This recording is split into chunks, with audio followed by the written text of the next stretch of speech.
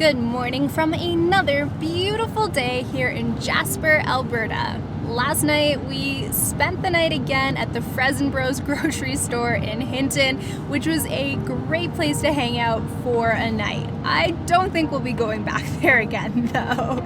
As nice as it was, there certainly is a massive RV culture here in Alberta. Today we are doing 2 stops before crossing over into BC. The first stop that we made was at the Minivan Canyon, which is one of the #1 tourist attractions here in Jasper.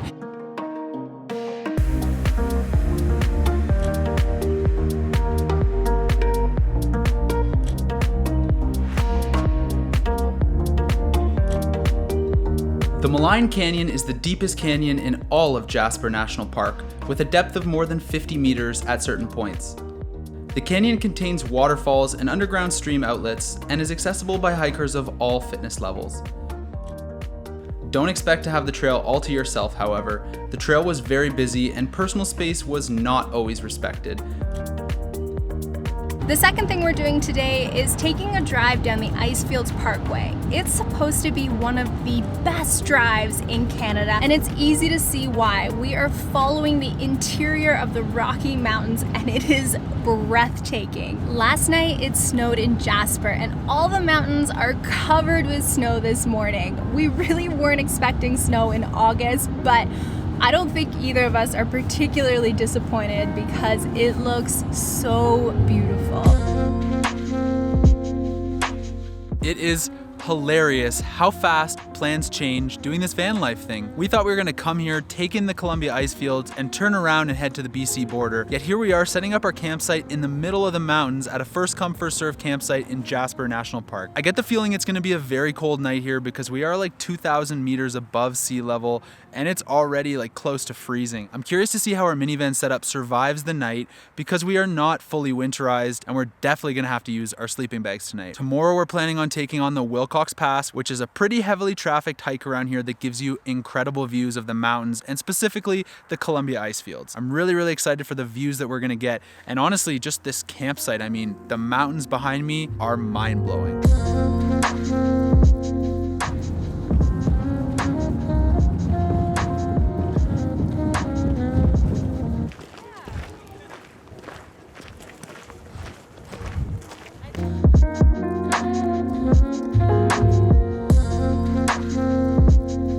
I was feeling a little bit of ill effects from yesterday's hike, but between getting a campsite in Wilcox and coming to see the Columbia Icefields, my mood has improved tenfold.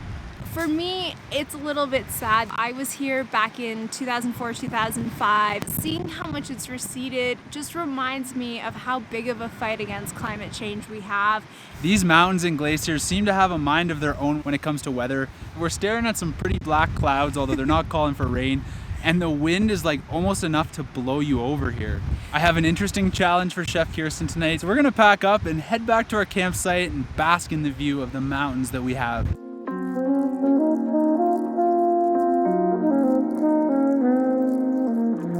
We are back at our campsite now. We have our fire going. I can honestly tell you this morning, I had no idea we would be camping up in the middle of the Rocky Mountains. I didn't know there was actually first come first served campsites down this far, let alone that we'd be able to get into them. And on top of that, we got one on the first row staring at the mountains. Everybody else is covered in woods. I just can't believe it. My challenge for Chef Kirsten tonight was to cook dinner entirely on the fire, but I decided to let her boil water and cook the gnocchi. From there, she's gonna have to use the fire to fry up our gnocchi tonight. Richard's too hangry to watch water boil till 10 p.m.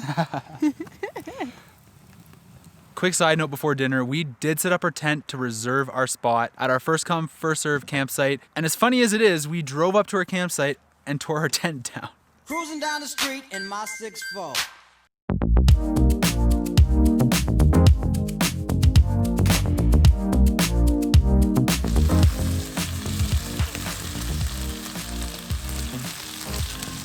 So far, I am super impressed that the fire is hot enough to make this sizzle. Hopefully our gnocchi gets nice and crispy on the edges, and then I will be a very happy girl. I think the only thing this meal is going to be missing is Parmesan cheese.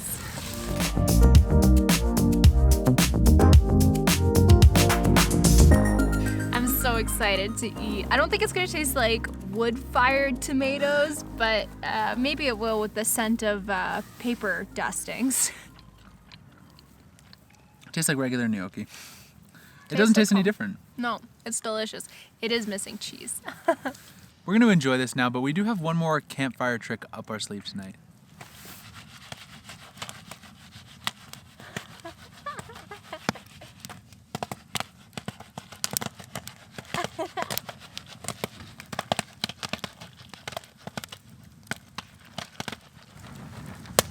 That's right, it's Jiffy Pop, otherwise known as popcorn. This is a camp classic here in Canada. I don't know if this is popular where you're from, but I saw this in the grocery store the other day, and it's just so much fun to watch this pop up and maybe almost scald your hands too. Be careful, kids. I'm not even sure I got it popped all the way. Oh, look at that buttery popcorn. Oh.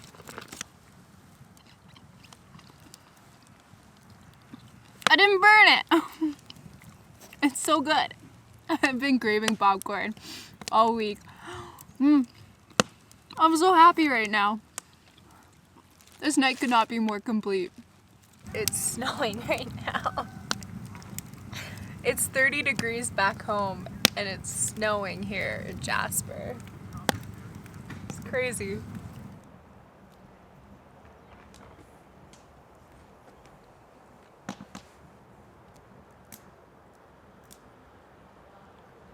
It is our final morning here in Jasper National Park, unless of course I can convince Kirsten to just never leave. We were greeted with some rain this morning, which was a big surprise. It wasn't supposed to be in the forecast, and it just goes to show these mountains really do have a mind of their own. Unfortunately, some of the clouds are still gray, and that's gonna make the hike a little bit more difficult because at our altitude, we're gonna get above the tree line very quickly, and being on the side of a mountain with no trees and no cover is not the place you wanna be if there's a storm coming in. I'm gonna cry if we don't get to stay here another like 2-3 weeks.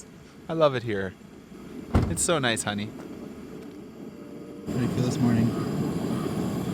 Cold. Pretty stoked. I like hiking. I make it the oatmeal. What kind of oatmeal? Whatever I pull out of the bag. Right now it's 2 brown sugar cinnamon and 1 brown sugar maple. It's just whatever comes out. Full of slop for you.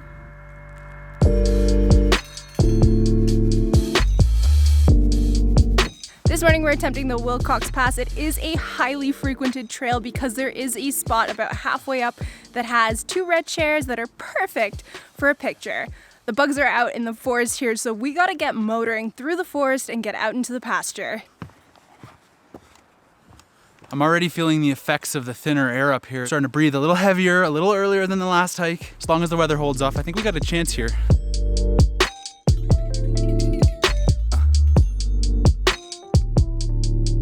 Sorry in advance for the bad audio. It is extremely windy up here, although I think we have a moment where the wind is not blowing like crazy. We're right in front of the red chairs, which is the main viewpoint that most people hike up to here on the Wilcox Pass Trail. It's only 1.7 kilometers up. It's a pretty steady incline, but very easy. We're gonna keep pushing though, but it all is dependent on the weather because it changes so quickly.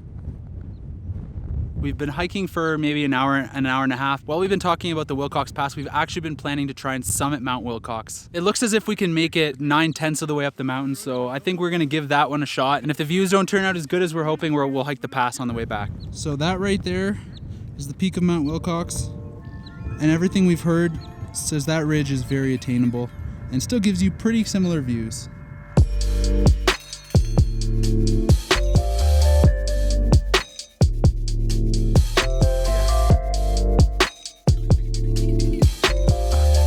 Well, it is a bit of a make your own adventure up here. There's no real path to guide us other than the one from All Trails. We've seen a couple families of marmots so far. They're so cute, just running around hole to hole. We've read reports too of people seeing longhorn rams here, so I'm hoping to see one. The wind's pretty tough up here, but the lack of air is harder. Like I find it hard to eat because like you're sucking back air at the same time, and things don't taste as good up here.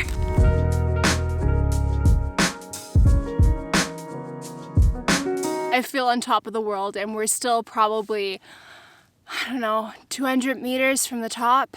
It's deafeningly quiet here when the wind stops. And I think it's just because of where we are on the side of the mountain that the wind has calmed down a lot, but it just feels like you're in a little bubble on top of the world. This is insane.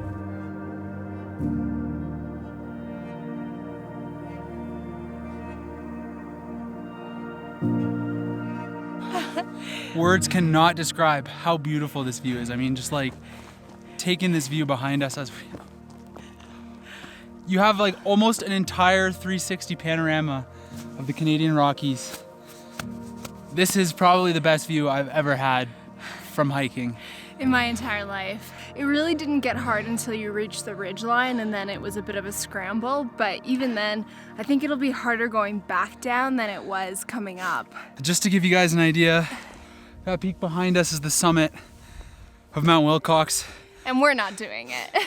I don't think it's in our wheelhouse, but this is plenty good enough. We're like 2,800 meters above sea level, and I feel on top of the world. This hike was worth it.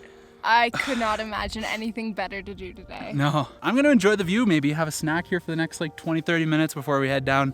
The weather looks like it's held up for us well as well. And we have flawless views of all three glaciers here. I couldn't think of a better place to see them from.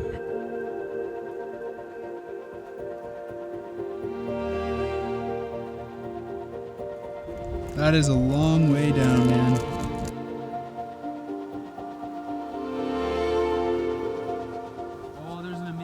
Glacier over here,